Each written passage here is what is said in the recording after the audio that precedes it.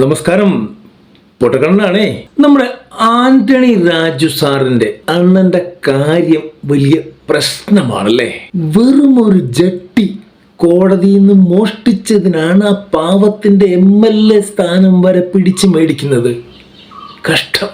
അതിന് മുന്നേ തന്നെ അങ്ങേര് രാജി വെച്ചിട്ട് പുണ്യാളനാകാൻ ചമ്മഞ്ഞതൊക്കെയാണ്.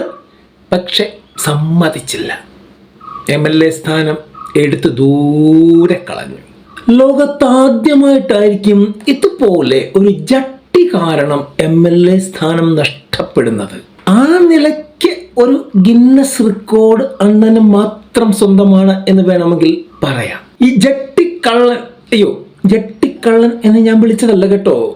ഇനി ജട്ടിക്കള്ളൻ എന്ന് വിളിച്ചെന്ന് പറഞ്ഞ നാട്ടുകാരുടെ ഒക്കെ പേരിൽ കേസെടുക്കാൻ നടക്കണ്ട. ഒരു കാര്യം ചെയ്യും സർക്കാരെ, ജട്ടി എന്നുള്ള വാക്ക് തന്നെ അങ്ങ് നിരോധിച്ചു കള. ഇനി ആരും ഇവിടെ ജട്ടി എന്ന് പറയാൻ പാടില്ല. ഇനി ആരും ജട്ടി ഇട്ടേക്കല്ലേ എന്ന് മാത്രം പറയരുത്. നിങ്ങൾക്ക് വേണമെങ്കിൽ ജട്ടി ഇടാതെ നടക്കാം.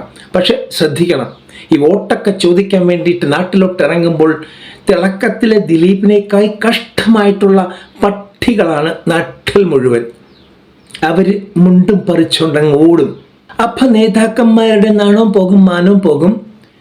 തൂങ്ങിക്കിടക്കുന്നൊക്കെ ഉണ്ടാൻ വേണ്ടി പട്ടി കടിച്ചോണ്ടും പോകും. അപ്പം നമ്മുടെ മുഖ്യമന്ത്രി പറഞ്ഞതുപോലെ ഭയമല്ല, ജാഗ്രതയാണ് വേണ്ടത്.